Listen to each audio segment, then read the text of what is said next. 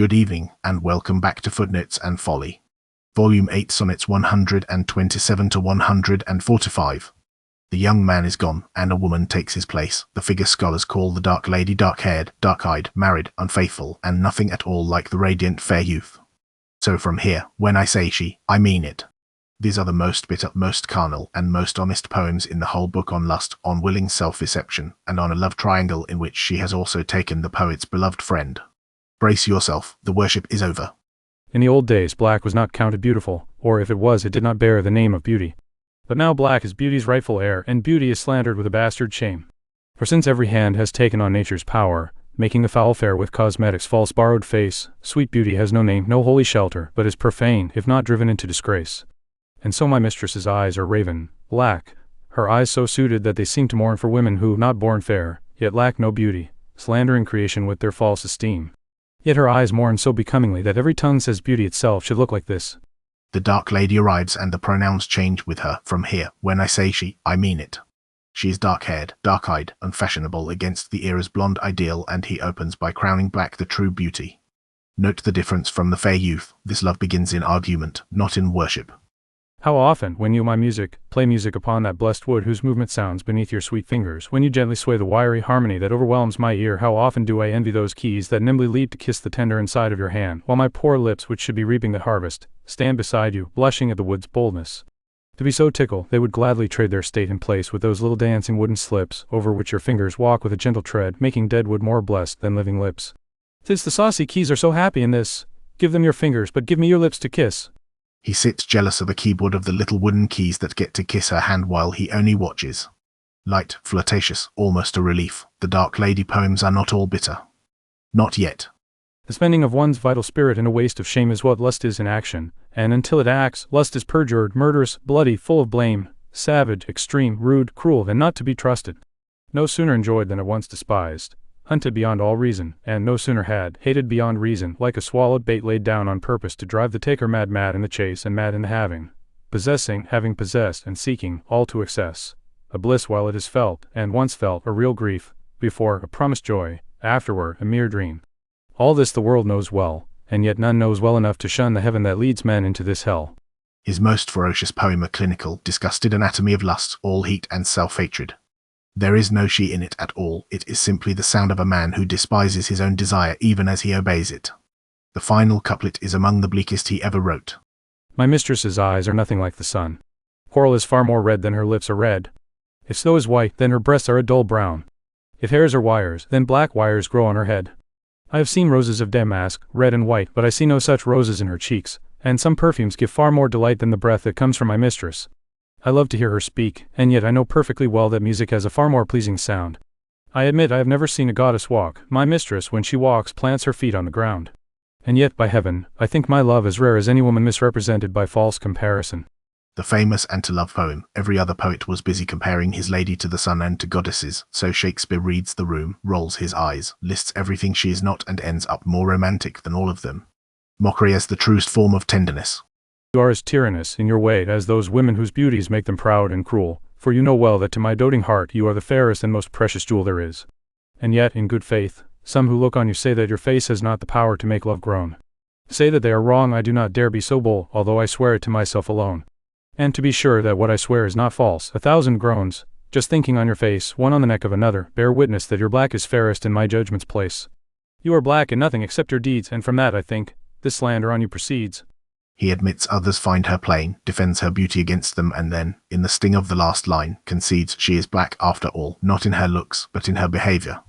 The adoration and the accusation are already braided together. I love your eyes, and they, as if pitying me, knowing your heart torments me with its disdain, have put on black, and become loving mourners, looking with sweet compassion on my pain. And truly, not the morning sun of heaven better suits the grey cheeks of the east, nor does the full evening star that ushers in the dusk give half such glory to the sober west, as those two morning eyes become your face. Oh, let it then please your heart to mourn for me as well, since mourning suits you, and let your pity match it in every part. Then I will swear that beauty herself is black, and that all are foul who lack your dark complexion. He reads her dark eyes as mourners grieving for his pain, and begs the rest of her to mourn for him too. The tenderness is real, but notice it is already pleading, already bargaining for a pity she has not actually offered. Curse the heart that makes my heart groan, for the deep wound it gives both my friend and me. Is it not enough to torment me alone, but my sweetest friend must be made a slave to slavery too? Your cruel eye has taken me from my own self, and my next self, my friend, you have taken even more completely. I am abandoned by him, by myself, and by you, a torment 3 times threefold to be so crossed. Imprison my heart in the steel cell of your breast, but then let my poor heart stand bail for my friend's heart. Whoever keeps me prisoner, let my heart be his guard, then you cannot be cruel in my jail. And yet you will be, for I, being shut up inside you, am of necessity yours, and so is everything in me. Now the triangle becomes explicit. The dark lady has taken not only the poet but his beloved friend the fair youth as her lover too. He begs to be imprisoned in the friend's place, to set him free. The 2 sequences have collided, and everyone is betraying everyone. So now I have confessed that he is yours, and that I myself am mortgaged to your will. I will forfeit my own self, so that you restore that other self of mine, to be my comfort still. But you will not, nor will he be set free, for you are covetous, and he is kind. He learned only to stand as surety for me, bound under that same contract that binds him just as fast.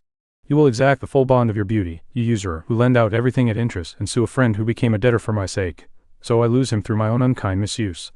I have lost him. You now have both him and me. He pays the whole debt, and yet I am not free. The legal nightmare of the triangle, all bonds, debts, and forfeits. The friend stood surety for the poet's love, and has been seized by the creditor, her. He pays the whole, and yet I am not free. Heartbreak rendered as a contract gone catastrophically wrong. Whoever else has her wish, you have your will and a will to spare, and will and overplus. More than enough am I, who keep pestering you, adding this way to your already sweet will. Will you, whose will is large and roomy, not once condescend to hide my will in yours? Shall the will of others seem so welcome to you, and on my will no fair acceptance shine? The sea, all water, still takes in the rain, and in its abundance adds more to its store. So you, being rich in will, should add to your will this one more of mine, to make your great will greater. Let no unkind refusal kill any fair petitioners. Think of them all as one, and me in that one as will. The notorious pun poem, Will means his own name, her husband or another lover called Will, plain sexual desire, and the body's parts, all at once some 13 wills in 14 lines. Bawdy, frustrated, nearly untranslatable, and underneath the wordplay, a man begging to be just one of her many men. If your soul scolds you for coming so near, swear to your blind soul that I was your will, and your soul knows that will is admitted there so far, for love's sake, grant my love. Suit, sweet. Will shall fulfill the treasure house of your love, yes, fill it full with wills, and my will one of them. In things of great number we easily prove that, among a crowd, one counts as none. So let me pass uncounted in the reckoning, though in the account of your store I must be one. Hold me as nothing, if only you will hold that I am something sweet to you, something that pleases. Make only my name your love, and love that still, and then you love me, for my name is Will. The companion Will sonnet, even more shameless in its punning, pleading to be admitted among her lovers as merely one, counted as nothing so long as she keeps him. The self-abasement of the fair youth poems returns, now soaked in innuendo. You blind fool, love, what have you done to my eyes, that they look and yet do not see what they see? They know what beauty is, and see where it lies, and yet take the worst to be the best. If my eyes, corrupted by 2 partial looks, lie anchored in the harbor where all men ride, why have you forged hooks out of my eyes' falsehood, to which my heart's judgment is now tied?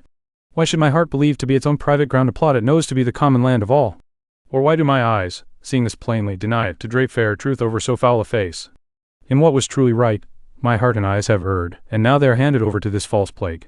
He turns on his own senses for lying to him, knowing perfectly well she is unfaithful, the wide world's commonplace, and seeing her as beauty anyway.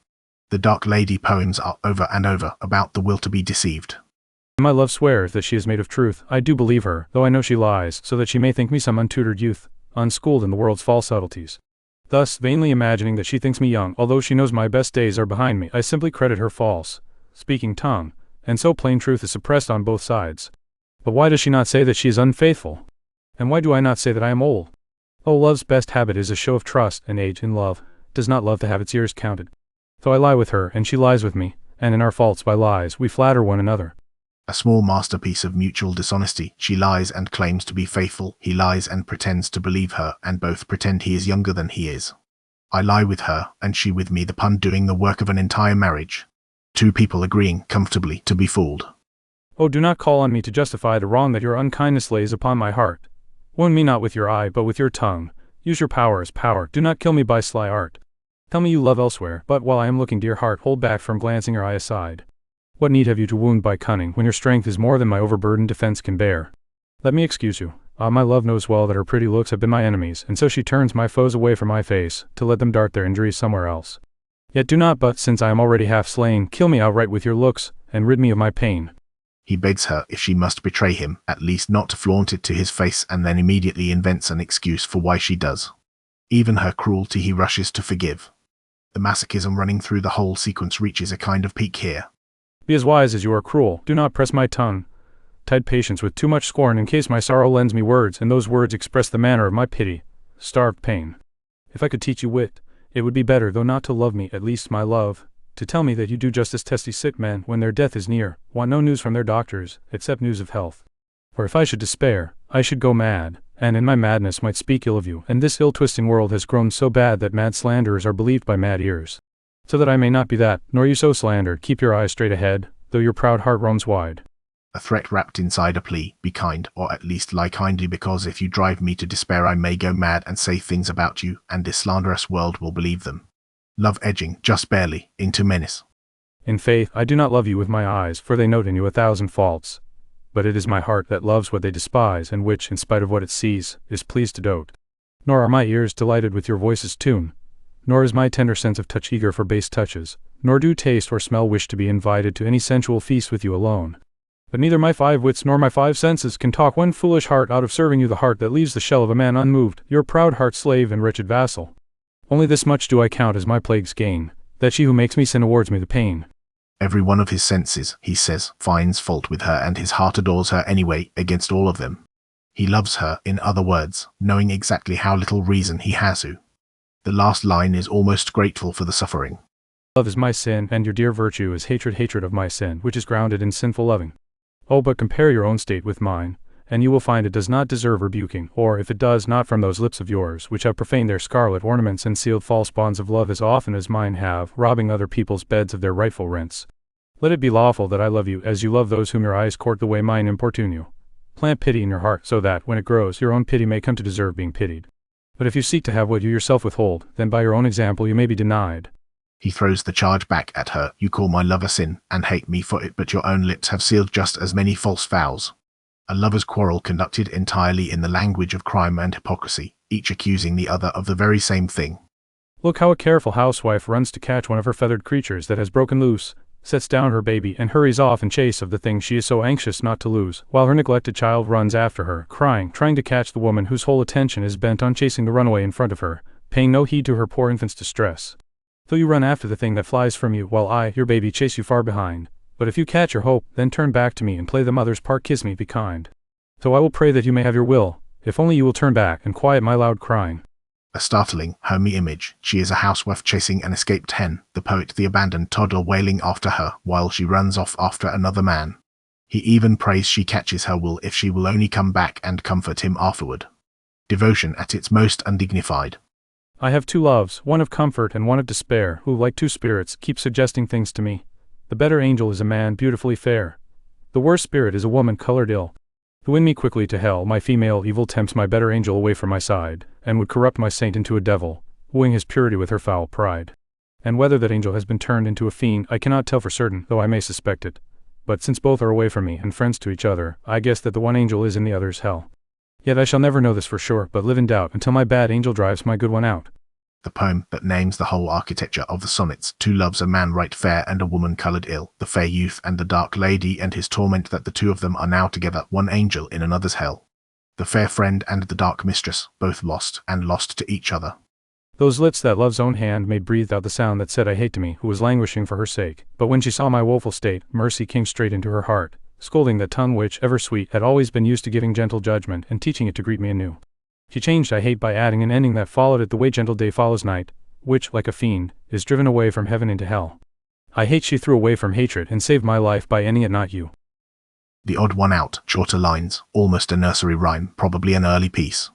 She begins to say I hate, sees him suffering, and rescues it with not you. Slight, sweet, and a strange little breath of relief among the bitterest poems he wrote, and some here, in Hate Away, a hidden pun on the name Hathaway, his wife's. 19 sonnets, and a different world. The blonde, radiant fair youth has given way to the dark lady, dark-eyed, married, faithless, and the poet's tone has curdled from worship into something rougher and more honest. Here is his ferocious Anatomy of Lust 129, the famous antiblazon that loves her precisely by refusing to flatter her 130, the comfortable mutual lying of 138, and, at the centre, the love triangle laid bare in 133, 134, and above all 144. 2 loves I have, the fair man and the dark woman, now lost to each other. These are the most carnal and least consoling poems in the book, and also, many think, the truest. What to read next? Volume 9, the short final stretch Sonnets 146 to 154, which closes the whole collection. Until then, mind the footnotes. In short, the dark lady arrives 127, dark, married, unfaithful, and the pronouns turn to she/her. Sonnet 129, the ferocious anatomy of lust, a waste of shame. Sonnet 130, the anti-love poem that adores her by refusing to flatter her. Sonnet 138, comfortable mutual lying, I lie with her, and she with me. Sonnets 133-134 and 144, the love triangle, the dark lady has taken the fair youth to.